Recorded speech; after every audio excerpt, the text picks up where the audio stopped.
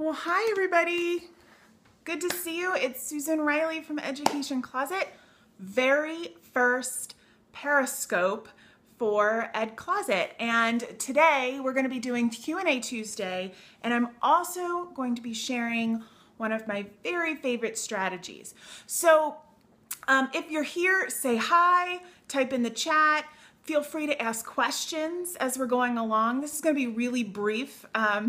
Periscope today, and that's one of the things I'm loving about this new platform. So feel free to say hi and ask your questions in the chat. Until then, we're going to wait just 1 minute to get everybody here because I said I would start at 5. So real quick, I was actually hoping to be outside today because it is a beautiful day here in Maryland, and you know, with all of the summer heat the last couple of weeks, it was going to be wonderful, picture perfect to be outside. I thought this is going to be great, and then my neighbor decides to turn on the leaf blower, so we're not outside today. But the next best thing, we're in the sunroom so that you at least kind of get a picture of outside. So let's go ahead and get started. I did want to share this one great strategy with you called the cross-cutting strategy. Now, I'm going to be showcasing this in this week's upcoming email newsletter. So if you get that, I'm going to go into some more detail in the newsletter. But in the meantime, I kind of wanted to provide you with this great kind of step-by-step how to do it, how to use it.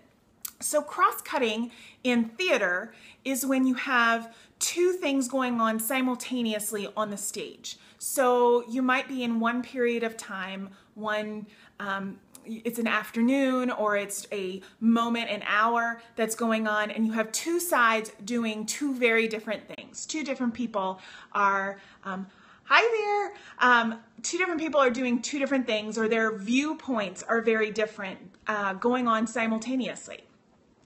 So that's essentially what cross-cutting is. Now, they also have cross-cutting in video production. So, and you've seen this when, you know, you're playing with iMovie or with any other video editing software, and you have like a little transition and you cross-cut. So it could fade through white or black, or it could take two scenes and then just kind of simultaneously cross-cut them like this. So it's a nice little blend before you move into the next scene. Two different ways to approach that. What I love about cross-cutting, though, is that you can use it with arts integration. So think about it. If you used the theater strategy of cross-cutting with a piece of narrative text, for instance, you could have two different things going on in the plot at the same time. Or you could have your students infer about what will happen next by creating two different scenes happening at the same time. So you can have small groups infer different things, and then both groups go on at the same time. And then you can kind of watch and see and compare and contrast how other people have used evidence and clues from the text to think about what's going to happen next.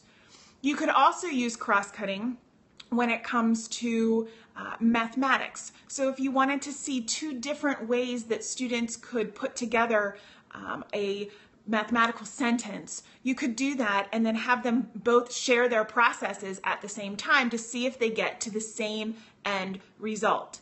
So again, you could use that with theater. You could also use this with music. Cross-cutting in music is pretty interesting as well, because you can see if there are rhythms going on at the same time as melody, and if you compare them together. So taking a look at African folk music is a great example of this. I love Tim Gregory's work with Nada Brahma. So if you go, Tim was featured during our last STEAM conference. So if you go to Nada Brahma Productions, or I think it's timgregory.org, and you kind of take a look at his work, he features some really outstanding videos where cross-cutting is happening naturally in the musical patterns. So with the melody and with the harmony and with the rhythms, it's really complex and deep. So if you're looking for something to do with older students, middle school, high school students, and trying to get them to use this strategy, you might want to try pulling from music and having them tie that into engineering, having them tie that into text or into music, even into science, how two different processes are going on simultaneously with sound waves. That would be a really interesting way to use that cross-cutting idea. Obviously, you could use it very easily with visual art when pairing that again with another piece of text, with illustrations, with writing. You could even use it comparing two of the same visual art pieces of text. And because we know that compositions are a form of non-traditional text. So having those two texts together, having maybe an artist's work from the early period and then another piece from their late period, and kind of connecting the two of them, or looking at two different examples from the same time period, that would be great as well. So lots of different ways to use that cross-cutting strategy. Does anybody have any questions as we're going along? Because I'm happy to answer anything in real time for you. But in the meantime, as people are thinking about that cross-cutting strategy, I have received a couple of different questions this week, which I thought were really interesting, and I'd love to answer while we're here together for just a minute. I actually just came back from doing some in-person professional development out in Detroit, and had a really interesting conversation about meaningful education. So we talk about why arts integration is important, and that one of the reasons is that it provides a more meaningful learning experience for students.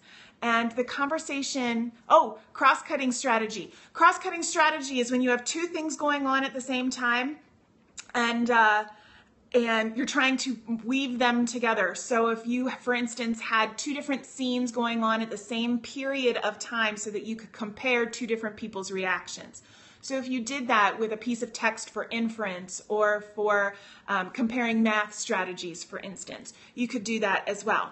And by the way, this is going to be archived for you. I'm going to save this. So it will be archived, and I'm going to put it up on Ed Closet next Tuesday. So if you miss it, it's okay. You can always come back. I'm loving this Periscope immediate piece, by the way. Anyway, going back to this meaningful conversation, we were talking about, is something meaningful and what makes it meaningful? And the teacher asked if I hadn't attached the arts strategy to the lesson example that I provided, wouldn't it still be a meaningful lesson? Because there is a difference between arts enhancement, which is not using the standard, and arts integration, which is the intentional pairing of standards. And I actually think that's a really interesting dialogue to consider. Is it not meaningful to just be able to use the arts? Absolutely. But I also think that we have standards for a reason. And I kind of flipped the script a little bit, that if you're a science teacher, why do you even bother using a lesson connected to the science standards? Why don't you just provide them with some cool experiments? Or why don't you just have students kind of play with math manipulatives, but not ever connect that back to standards? As educators, we wouldn't do that. We know we want students to be utilizing a certain set of skills and processes, and so we frame our lessons with that in mind.